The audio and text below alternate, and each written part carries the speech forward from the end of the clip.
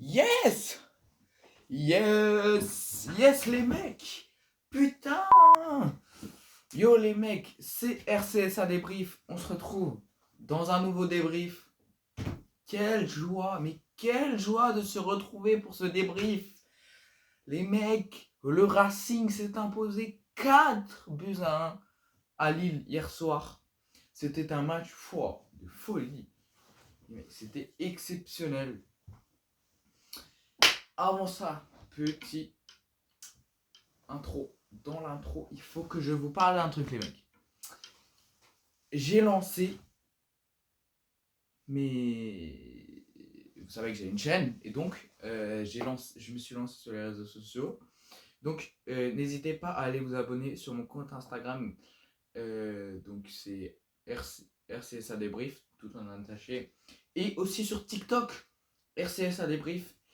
Et peut-être que dimanche prochain, donc si j'arrive, je pourrais lancer un live sur TikTok pour donc un live de match. Donc restez branchés, ça arrive bientôt.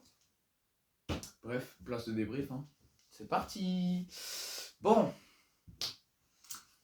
c'était un superbe match. Non, franchement, au début, c'était un peu pas catastrophique parce que on a eu des occasions. Voilà, on n'a pas su les concrétiser, mais bon, après, les actions qu'on a eues, c'était quand même c'était des grosses actions, quoi. C'était bien construit, même si au début, il y avait...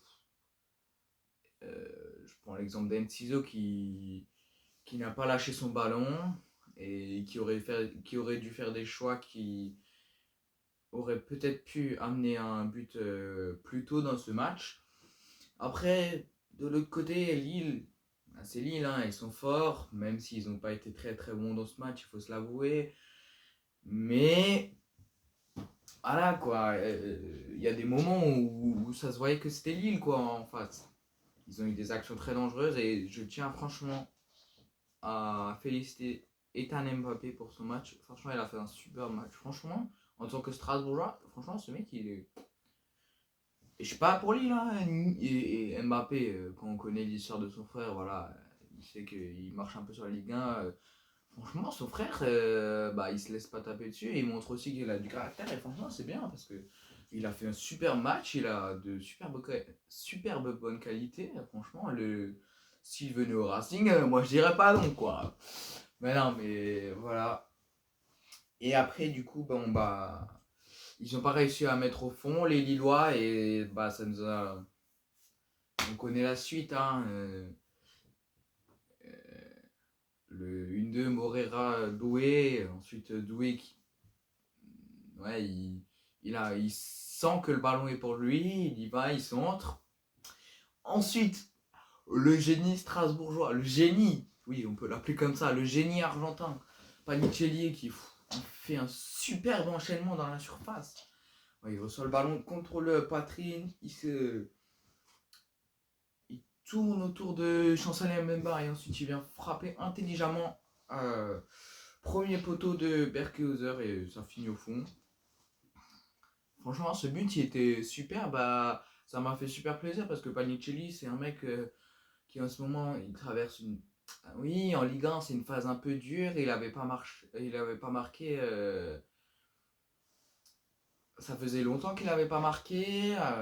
Bon, ça allait un peu mieux là. Depuis la reprise, il avait marqué sur penalty à Nice. Il avait marqué un but face à Avranches en Coupe de France. Maintenant, il marque ce but. On peut être content pour lui parce qu'il revient à 11 buts. Il revient à un but de Greenwood au classement des meilleurs buteurs. Moi, j'espère toujours qu'il va finir meilleur buteur du championnat. Voilà.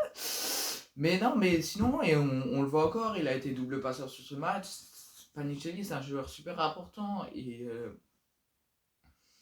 j'espère que ça va pas changer parce que dans les prochains jours, il y a Emega qui est revenu à l'entraînement. On sait que ça avait en première partie de saison, ça n'avait pas fonctionné vraiment l'assemblage des deux entre Panicelli et Mega, mais voilà, c'est un nouvel entraîneur, on ne sait pas ce qu'il peut faire, à lui de nous surprendre. Et là, on a été très très content, il nous a surpris d'une super belle manière, parce que les victoires qu'il est allé chercher, c'est pas des petites victoires. Enfin, ah oui, petites.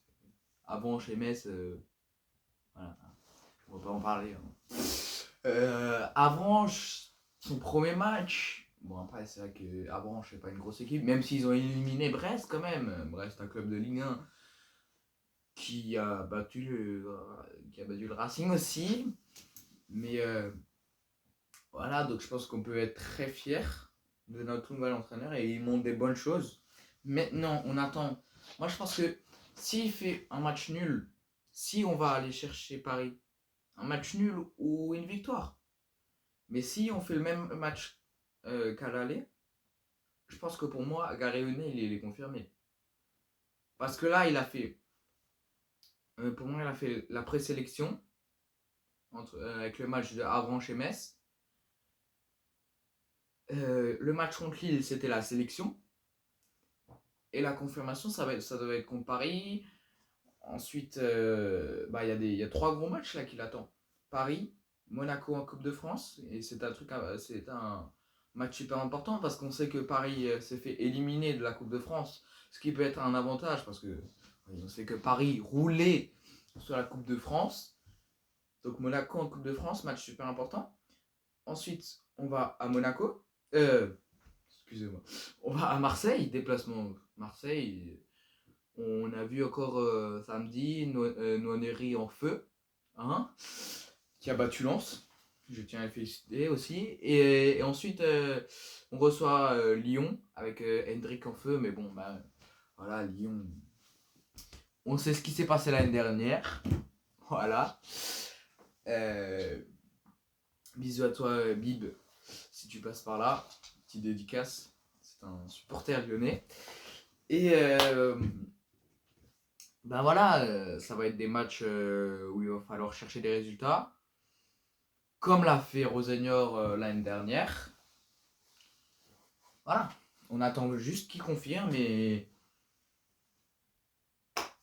voilà. Donc, on va reprendre sur le match quand même. Voilà. Donc après, Julio Enciso. On va parler de Julio Enciso un peu. C'est vrai qu'au début du match, il a fait des gris-gris. Voilà, ça m'a pas plu. Franchement, il a pas fait des bonnes fait des bonnes options. Ouais. Il aurait dû lâcher plutôt son ballon. Parfois, il faisait des passes à gauche alors qu'il fallait les faire à droite. Après, sa seconde période, de là où il a marqué, c'est un très beau but par ailleurs, sur cette Panenka. Bisous Brahim Diaz.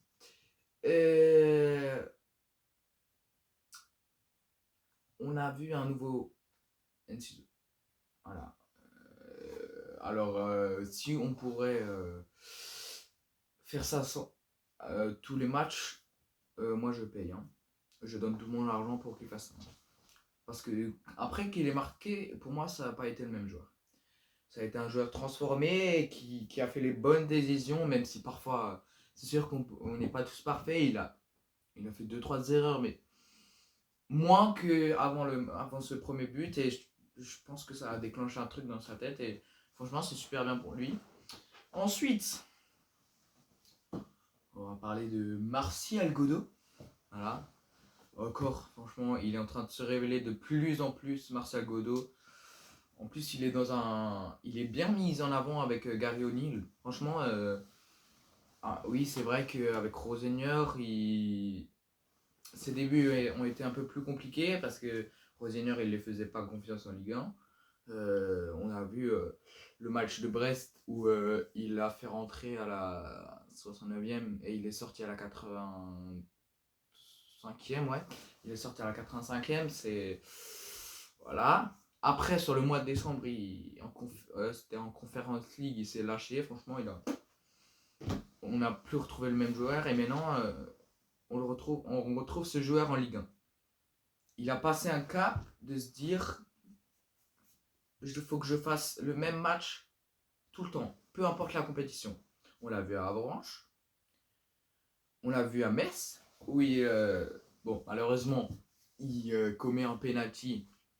Pour moi, ouais, c'est pas que c'est pas fait exprès, mais c'est un peu cherché par Jesse Deminguet, l'ancien Strasbourgeois, je tiens à préciser. Voilà. Bref, et ensuite sur ce match, il signe un doublé, et franchement, il n'est pas démérité son doublé. Même si le premier but, moi j'ai eu peur qu'il un peu hors jeu, parce que pour moi il y a un peu hors jeu de la main. Je ne suis pas là-bas. Mais franchement, bravo à lui et félicitations pour son doublé, parce que bah, c'est très important. Je pense que ça le met en confiance et ça met aussi une confiance en plus pour Gary O'Neill, qui se dit que bah, il fait pas tous ses efforts envers ses joueurs pour rien et que ses joueurs ils le rendent. Ils rendent la confiance donnée, quoi. Voilà, franchement, c'est bien. On avait un super match hier soir, malgré le début un peu. Le temps de mettre la machine en route, mais franchement, pour ma part, je suis super content du Racing. N'hésitez pas à dire si vous n'êtes pas d'accord avec moi dans les commentaires, je répondrai à vos questions, il n'y a pas de problème. Les mecs, c'est déjà l'heure de se quitter, je suis désolé. J'espère que ce débrief vous a plu. En tout cas, n'hésitez pas à aller vous abonner sur déjà la chaîne YouTube, ça me ferait extrêmement plaisir. Parce que n'oubliez pas qu'à partir de 50 abonnés, ouais, j'en ai 25. À partir de 50 abonnés, on peut faire des lives YouTube. Et ça m'aiderait énormément parce que ça me ramènerait beaucoup de gens. Voilà. N'hésitez pas à vous abonner sur Instagram et TikTok. C'est RCSA Débrief, tout en attaché. Non. Si, oui, tout en attaché. Voilà. Et je vous rappelle que normalement, dimanche prochain, il y a un live pour le match de Paris. Je vous tiens encore au courant. Le live se déroulera certainement sur TikTok. Donc, les mecs, bonne soirée à vous. C'était RCSA Débrief. On se retrouve très bientôt dans un nouveau débrief.